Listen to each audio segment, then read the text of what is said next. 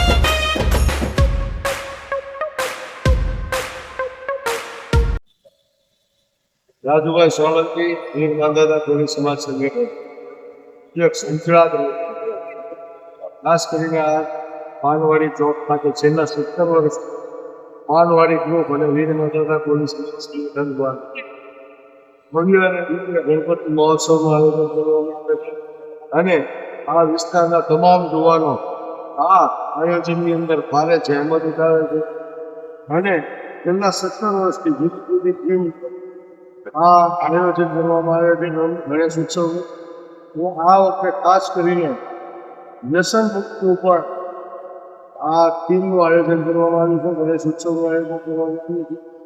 ખાસ કરીને વ્યસન મુક્તિ એનો એક તફાવત બતાવ્યો છે કે નિર્વ્યસની લોકોનો પરિવાર કેવો હોય અને વ્યસની લોકોનો પરિવાર કેવો હોય એનો એક સામાજિક સંદેશ આપવાનો પ્રયાસ અમારા મંડળે સંગઠને કર્યો છે।